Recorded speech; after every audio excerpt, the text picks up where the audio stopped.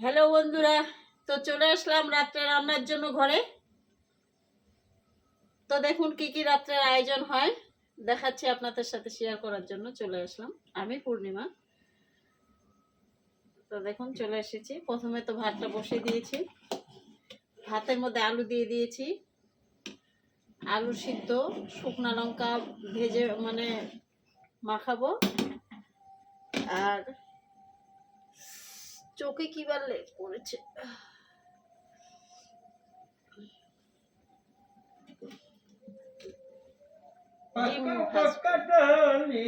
ডিমের মামলেট আর হচ্ছে আলু সিদ্ধ।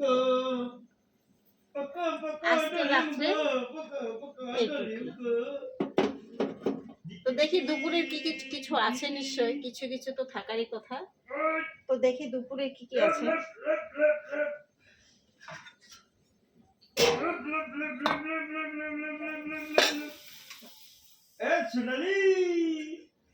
হালকা ডাল আছে অল্প একটু।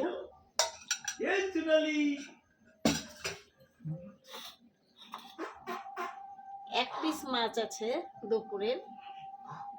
তো এখন আর কিছু রান্না করব না। তো এই যে এখানে আলু সিদ্ধ দিয়েছি ভাতের মধ্যে, আর ডিমের মামলেট করব। দুপুরের রাত্রের এইটুকুই হয়ে যাবে।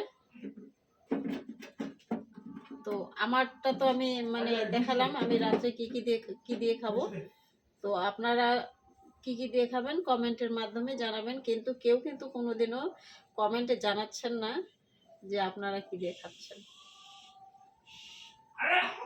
আমি কিন্তু বারবারই বলতেছি, দিদি ভাই, দাদা ভাই, ঠাকুমা, মাসিমা, পিসিমা, প্রত্যেকেই বলতেছি যে আমারটা তো আমি বলতেছি আমি কি দিয়ে খাই। সাধারণভাবে রান্না করি, শাক ভাজা হলেও আপনাদের সাথে শেয়ার করতেছি, ভালো মন্দ হলেও শেয়ার করতেছি। কিন্তু আপনারা কিন্তু শেয়ার করতেছেন না।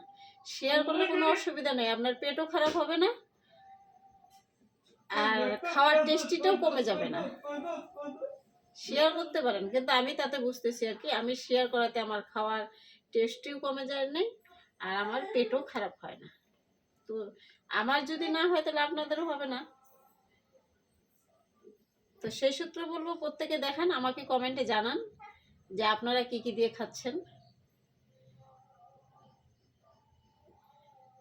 কিন্তু আপনারা ঠিক জানাচ্ছেন না আপনারা কি দিয়ে খাচ্ছেন। তো গল্প করতে করতে আমার ভাত হয়ে গেছে।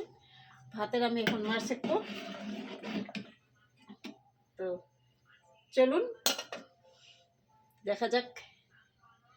শুভরাত্রি, সবাই ভালো থাকবেন, সুস্থ থাকবেন, শান্তিতে থাকবেন। আবার দেখা হবে পরবর্তী কালকের ভিডিও নিতে।